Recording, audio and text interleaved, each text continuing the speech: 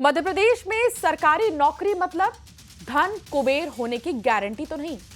और ऐसा इसलिए क्योंकि प्रदेश में काली कमाई और भ्रष्टाचार के बूते सरकारी सेवक अपना साम्राज्य खड़ा कर रहे हैं। कुछ हजार रुपए की सरकारी नौकरी करने वाले तमाम सरकारी सेवक आज करोड़ों रुपए के मालिक बन बैठे हैं। पहले सौरभ शर्मा, फिर जीपी मेहरा और अब धर्मेंद्र सिंह भदौरिया। सरकारी नौकरी में रहते हुए इन तमाम लोगों ने करोड़ों की संपत्ति कमाई और जब खुलासा हुआ तो छापा मारने गई टीम की आंखें फटी की फटी रह गई। सरकारी नौकरी में रहते हुए किसी के पास इतना सोना चांदी रुपया कैसे हो सकता है? मध्य प्रदेश से लगातार सामने आ रहे ये भ्रष्ट ऑफिसर गंभीर सवाल खड़े करते हैं सिस्टम पर। क्या है वो लूप होल? आज इसी मुद्दे पर करेंगे चर्चा, लेकिन उससे पहले आपको एक स्पेशल रिपोर्ट दिखाते हैं।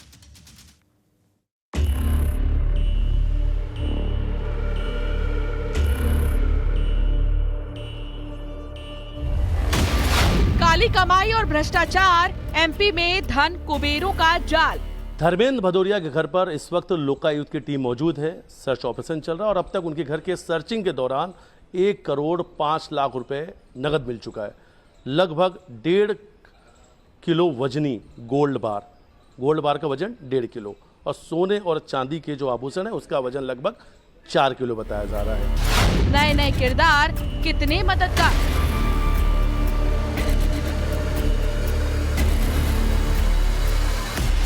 बेहिसाब संपत्ति जुटाई, अब सियासत हो गई हाई। मध्य प्रदेश में भारतीय जनता पार्टी की 2 दशकों की सरकार ने किस तरीके के घोटाले किए हैं, कमीशनखोरी करी है और भ्रष्टाचार किया है, वो साफ साफ दिखाता है कि किस तरीके के कर्मचारी नीचे से लेकर ऊपर तक भ्रष्ट हैं। भ्रष्टाचारियों के खिलाफ छापेमारी कार्रवाई हो रही है, अन्य कार्रवाई हो रही है। ये सरकार की इच्छा शक्ति दिखाती है। कांग्रेस की सरकारों में तो भ्रष्टाचारियों से मिलीभगत की जाती थी, पार्टनरशिप होती थी कांग्रेस की नेताओं की भ्रष्टाचारियों के साथ। काली कमाई का भ्रष्ट साम्राज्य बेनकाब।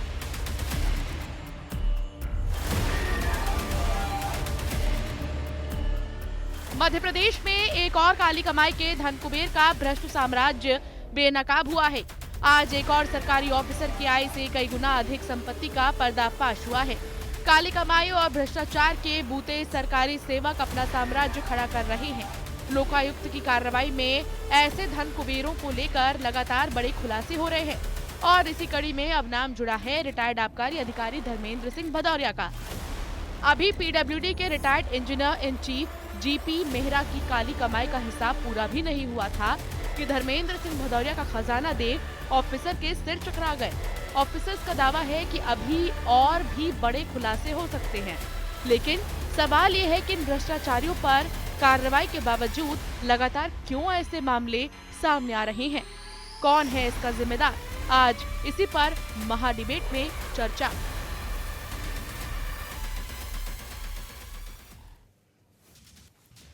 तो देखिए, वैसे तो कई सवाल हैं। मध्य प्रदेश से लगातार सामने आ रहे काली कमाई के ये धन कुबेर चिंता का विषय है। शासन के लिए, प्रशासन के लिए ये धन कुबेर आम जनता की गाढ़ी कमाई को लूट रहे हैं, जो कई तरह के सवाल खड़े करता है और आज महाडिबेट होगी उन्हीं सवालों को लेकर। तो चलिए, सवाल है कुछ, इस महाडिबेट में उन्हीं सवालों के जवाब ढूंढेंगे हम।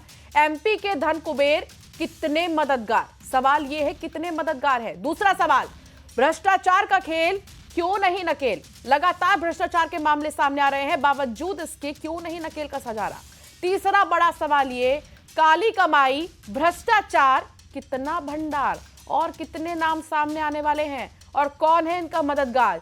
आज इन्हीं सवालों को लेकर हम चर्चा करेंगे। हमारे साथ खास मेहमान भी जुड़ेंगे, उनका भी परिचय आपसे करा देती हूँ। भूपेंद्र गुप्ता हमारे साथ है, कांग्रेस के प्रवक्ता। भूपेंद्र जी, बहुत स्वागत है आपका। अजय धवले जी हमारे साथ है, बीजेपी के प्रवक्ता। अजय जी, आपका भी बहुत स्वागत है। दिनेश गुप्ता, वरिष्ठ पत्रकार हमारे साथ है, आपका भी बहुत स्वागत है दिनेश जी। आर.के. शुक्ला हमारे साथ है, राजनीतिक विश्लेषक, आपका भी बहुत स्वागत है। और साथ ही हमारे साथ है गुलाब सिंह राजावत, परिवर्तन फाउंडेशन अध्यक्ष, हमारे साथ जुड़े हुए हैं, आपका भी बहुत बहुत स्वागत है। सबसे पहला रिएक्शन मैं लेना चाहूंगी भूपेंद्र जी आपसे ही। कैसे देख रहे हैं आप बैक टू बैक जो मामले सामने आ रहे हैं और सवाल यही है कि आखिर इस भ्रष्टाचार पर नकेल कब? देखिए, नकेल पकेल तो कोई नहीं कस रहा है। ये तो जो है एक तरह समझिए कि टिप ऑफ द आइसबर्ग है।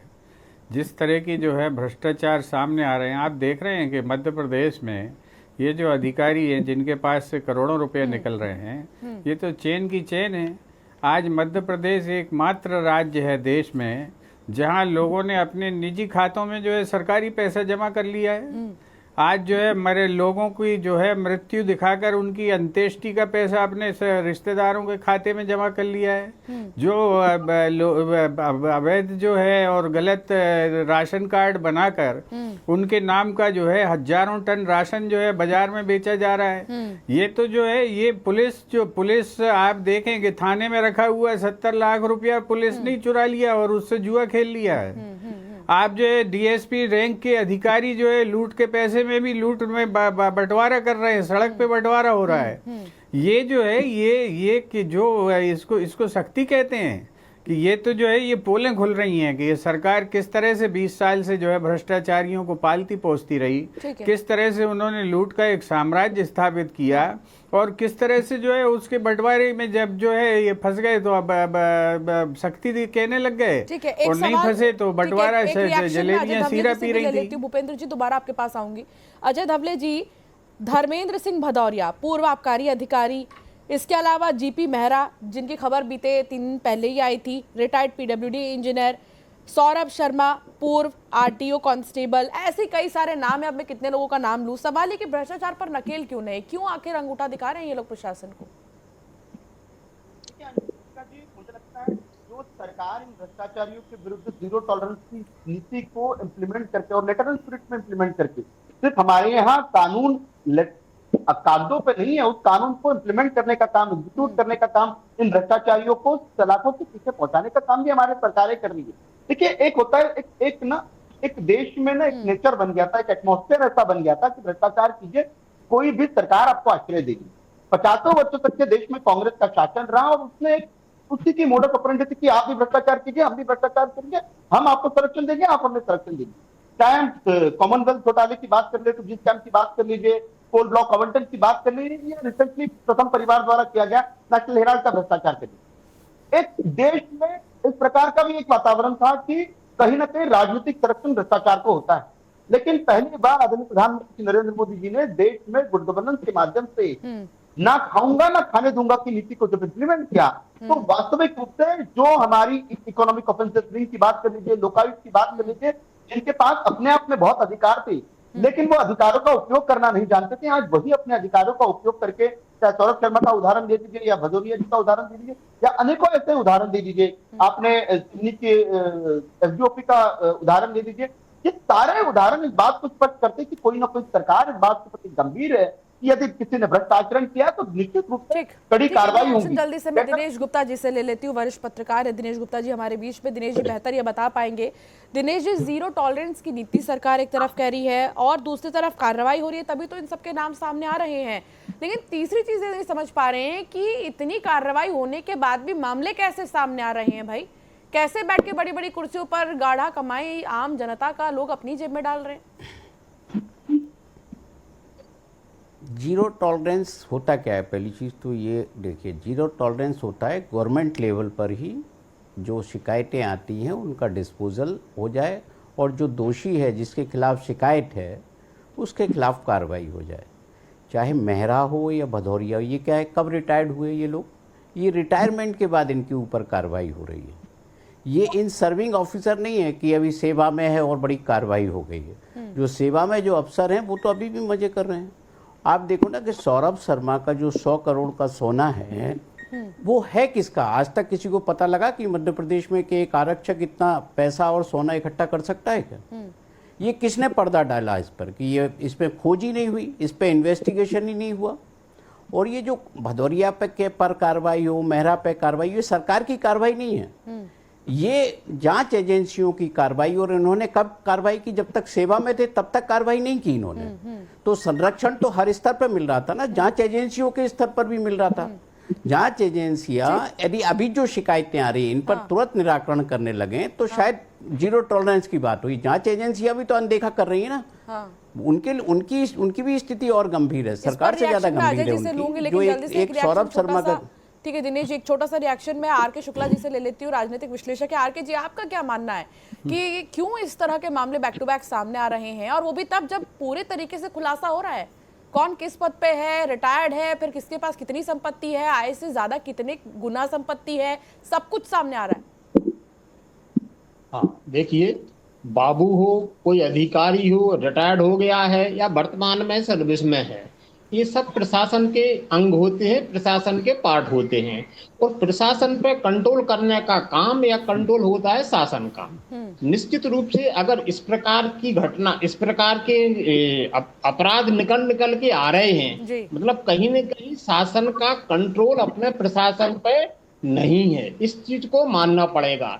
जब तक ये कांग्रेस पे जो है दोष बढ़ते रहेंगे, कांग्रेस इनके नाम गिनाती रहेगी, उससे जो है शोबाजी होती रहेगी, और इन मीडिया के बीच में आके कहने को बहुत अच्छा है, लेकिन प्रदेश का तो बुरा ही हो रहा है, कोई भी कर रहा हो, क्योंकि भारतीय जनता पार्टी की जवाबदेही ज्यादा बनती है, 20 साल से उनकी सरकार है।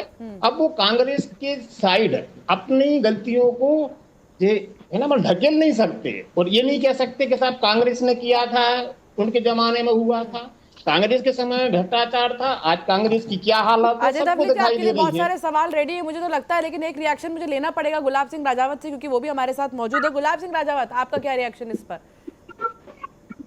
पहले तो सभी दर्शकों को नमस्कार। और आज आपने बहुत ही एक मध्य प्रदेश के संदर्भ में उचित प्रश्न उठाया है कि ये जो धन कुबेर हैं, इनके पीछे संरक्षण किसका है, और धन कुबेर मध्य प्रदेश में किसकी बदौलत बढ़ रहे हैं।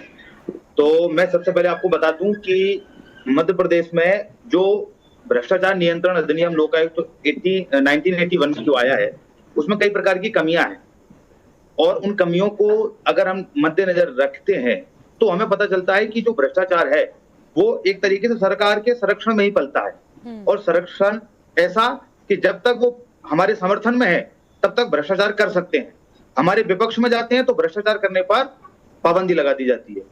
पर भ्रष्टाचार करने में उत्तरदायित्व केवल सरकार का नहीं है, हमारा जो वरिष्ठ जन है उनका भी उसमें सहयोग है, हमारे जो नागरिक हैं उनका भी उसमें सहयोग है। तो भ्रष्टाचार अकेला नियंत्रण करना किसी एक की जिम्मेदारी नहीं है, हम और आप सबका उत्तरदायित्व बनता है कि भ्रष्टाचार पर नकेल कसी जाए। सबका कर्तव्य बनता है। अजय धवले जी से मैं अब रिएक्शन लेना चाहूंगी। अजय धवले जी, आरोपों के पूरे भंडार है कि 20 साल से आपकी सरकार है, ठीक है, सरकारी कर्मचारी हैं, बाबू से लेकर अधिकारी तक का व्यक्ति आज अगर करोड़ों रुपए अगर अपने अलमारी में रखा हुआ है, अपने आय से ज्यादा संपत्ति रखा हुआ है, तो उसके अंदर सरकार का कोई खौफ नहीं है। पहला तो ये आरोप है। दूसरा ये कहा जा रहा है कि एजेंसीज का क्रेडिट आप पहले, अगर एजेंसीज को आपसे हम जोड़ते हैं तो फिर आप लोगों को बुरा लगता है, लेकिन जब एजेंसीज काम करती है तो क्रेडिट आप लेने के लिए दौड़ जाते हैं। ऐसे कई आरोप लग रहे हैं। अजय जी देखिए अंशिका जी, इस देश में सार्वजनिक रूप से देश के प्रधानमंत्री कहते थे कि यदि 1 रुपया केंद्र सरकार भेजती है तो नीचे उसको धरातल तक जाते में मात्र 15 पैसे बचते थे। इतना अकूत भ्रष्टाचार उस समय देश में होता था। डीबीटी के माध्यम से, सरकारी नीतियों के क्रियान्वयन के माध्यम से, लूपहोल्स रोकने के माध्यम से, या जनधन के अकाउंट के माध्यम से कहीं ना कहीं सरकार ने इंश्योर किया कि जो वास्तविक देश का लाभार्थी है उस पर केंद्र सरकार की या राज्य सरकार की मदद का पैसा पहुंचे। ये मैंने गुड गवर्नेंस का पार्ट बताया। दूसरा, इन्होंने कहा कि जो सरकार भ्रष्टाचारियों को संरक्षण देने वाली सरकार है वो एजेंसी का क्रेडिट ले रही है। देखिए कहीं ना कहीं जो एग्जीक्यूटिव होते हैं वो लेजिस्लेचर को रिस्पॉन्सिबल, वो और उनका एक अकाउंटेबिलिटी होती है। तो कहीं ना कहीं सरकार का इंटेंट है, माननीय मुख्यमंत्री डॉक्टर मोहन यादव जी की वो प्रतिबद्धता है, उस प्रतिबद्धता से हमने ये देखा कि बार बार उन्होंने ये स्पष्ट किया है कि किसी भी स्तर का भ्रष्टाचार क्यों ना हो उसे बख्शा नहीं जाएगा। आज मध्य प्रदेश का प्रमुख विपक्षी दल कांग्रेस ये कह रहा है कि ये जांच एजेंसियां कार्रवाई कर रही है, भारतीय जनता पार्टी की सरकार को इसका श्रेय लेने की आवश्यकता नहीं है। ये हमारी सरकार है, हमने उन अधिकारियों को, हमने चाहे हम अधिकारियों की बात करें, हम प्रशासन की बात करें, जांच एजेंसी की बात करें, prevention of money laundering act पहले भी था, एंटी करप्शन का कानून पहले भी था, लेकिन उन कानूनों के प्रोविजन को कुछ होने के बाद भी अधिकारियों में डर क्यों नहीं है? भूपेंद्र जी, एक रिएक्शन आपसे। भूपेंद्र जी, इनसे जो है अजय धवले जी से ये तो पूछ लो, ये 52 किलो सोना किसका है? हाँ। इतना ही बता दें, ये बहुत विद्वान की बात बता रहे हैं, ये बहुत सारी बातें बता रहे हैं। इनकी सरकार बड़े कानून बना के परेशान है, इनसे इतना पूछ लो। धवले जी, 52 किलो सोना किसका है? सड़क पे मिला था? जैसे उसका नाम बता दो आप जरा, तो आपकी सरकार का जीरो टॉलरेंस मान लेंगे। जी जी आप बहुत जीरो टॉलरेंस वाले व्यक्ति हो, बता दो किसका सोना था? 90 करोड़ रुपए में Who is the owner of that gold? बता दो जरा। 90 करोड़ रुपए जिन लोगों ने बच्चों की स्कॉलरशिप खाई आपकी सरकार में, उनके ऊपर आपकी सरकार ने क्या कार्रवाई की बता दो। एक अधिकारी का नाम बता दो जो जेल गया हो बच्चों की स्कॉलरशिप लूटने में। एक अधिकारी का नाम बता दीजिए जिसको जो है आपने जेल की सजा कर दी है। और इनकी सरकार इतनी जीरो टॉलरेंस वाली है कि जिस अधिकारी के घर से करोड़ों रुपया पकड़े गए उसको इनने पुनर्नियुक्ति दे दी है। अभी छापा पड़ने के बाद इन्होंने उसको अपॉइंटमेंट दे दिया। ये इतने महान और इतने ईमानदार लोग हैं, इनकी ईमानदारी की कस्में तो भगवान जी विष्णु भगवान खा रहे हैं। ये जो इतने हैं, ये चोटों के साथ कंधे पे हाथ रख के ऐसे घूम रहे हैं। इनने उसको अपॉइंटमेंट दे दिया है। जरा इसका जवाब दे दीजिए, आपके जीरो टॉलरेंस का जवाब दीजिए। आपने तो जो है उसको रीअपॉइंटमेंट दे दिया है।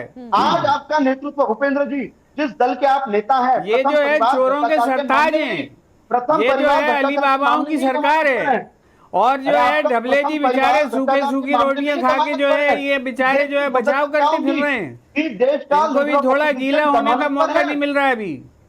भूपेंद्र जी, देश के लिए इससे और दुर्भाग्य क्या होगा कि लीडर। अरे भाई, आप 52 किलो अकेला बता दीजिए सोना किसका है, फिर हम आपकी सब बात मान लेंगे। अजय ढबले जी, आप तो 52 किलो सोने का मालिक बता दीजिए, मैं आपकी सारी बातें मान लूंगा। ये कब सामने आएगा? आप नाम ले दीजिए। आप बहुत मर्द आदमी हैं, आप जो है बहुत साहसी आदमी है, बहुत ईमानदार आदमी है। आप मात्र उसका नाम बता दीजिए कि सोना किसका 52 किलो सड़क पे पड़ा हुआ था। यंग इंडिया ने मात्र बताइए आप किसका सोना है, गोल्ड नाम लीजिए उसका। हिम्मत करिए, हौसला करिए। आप तो यार बहुत ही पढ़े लिखे और ईमानदार और बुलेट आदमी हो यार।